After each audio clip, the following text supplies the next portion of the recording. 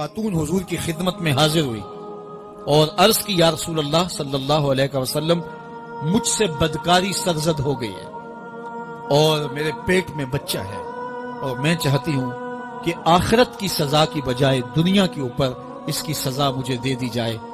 تاکہ میں پاک ہو جاؤں اور صاف ہو جاؤں، کیونکہ آخرت کی سزائیں بہت سخت ہیں۔ اللہ کے محبوب علیہ السلام نے جبریل امین سے ایک دن پوچھا تھا مجھے جہنم کے عذابوں کا ذکر سناؤ، تو عرض کی یا رسول اللہ صلی اللہ علیہ وسلم ہلکا ترین عذاب یہ ہے کہ جہنمی کے پاؤں میں آگ کے جوتے رکھے جائیں گے، باقی اس کے پورے بدن پہ آگ نہیں ہوگی، صرف آگ کے جوتے اس کو پہنائے جائیں گے، لیکن اس کی حدت، گرمی اور شدت اتنی ہوگی یغلی منہما دماغہ، اس کی شدت سے اس کا دماغ پگھل کر ناک اور کانوں کے ذریعے سے باہر آنا شروع ہو جائے گا۔ یہ سب سے ہلکے عذاب کی کیفیت ہے، اور جو عذاب سخت ہیں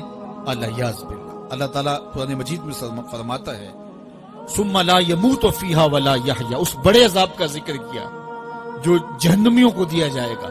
فرمایا اس عذاب کی کیفیت یہ ہوگی بندہ نہ جیے گا نہ مرے گا۔ جیے گا اس لیے نہیں کہ آگے اور پیچھے دائیں اور بائیں آگ ہی آگ ہوگی، تو اس آگ میں جینا کو جینا تو نہیں ہوگا، اور مرے گا اس لیے نہیں کہ موت کو موت آ چکی ہوگی۔ تو وہ کتنا سخت عذاب ہوگا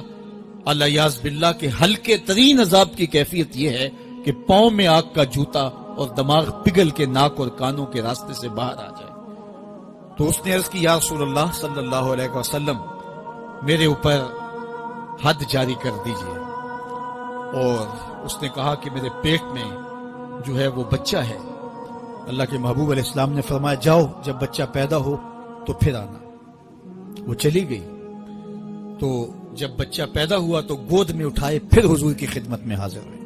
اور عرض کی یا رسول اللہ یہ ہے بچہ جو میں نے گناہ کیا تھا، بدکاری کی تھی، آج یہ اس کی نشانی ہے۔ تو اللہ کے محبوب علیہ السلام نے فرمایا کہ اسے لے جاؤ اور اسے دودھ پلاؤ،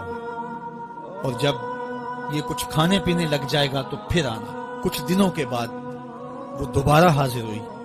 اور اس نے اس بچے کے ہاتھ میں روٹی کا ٹکڑا دیا ہوا تھا اور عرض کی یا رسول اللہ دیکھ لیجئے اب یہ روٹی کھانے لگ گیا ہے۔ اللہ اکبر۔ تو اللہ کے محبوب نے فرمایا انہیں لے جاؤ اور جا کے انہیں سنگسار کر دو۔ اس کی یہ حد بنتی تھی، اس کو سنگسار کیا اور اس نے خود یہ سزا اپنے لیے قبول کی۔ تو یہ بات ذہن نشین کیجئے کہ یہ وہ لوگ تھے کہ جن سے کبھی کوئی گناہ سرزد ہو جاتا تو وہ جلد توبہ کرتے، اور اس کی بڑی سے بڑی حد اور سزا بھی ہوتی تو وہ بھی کاٹنے کے لیے تیار ہو جاتے۔ میں اور آپ دیکھیں کہ ہماری زندگی میں اگر گناہ ہیں اور ہمیں سچی توبہ کی توفیق بھی نصیب نہیں ہے اور آئندہ نہ کرنے کا عزم مصمم ہو، پکا ارادہ ہو کہ یہ گناہ زندگی میں دوبارہ نہیں کروں گا، الگ بات ہے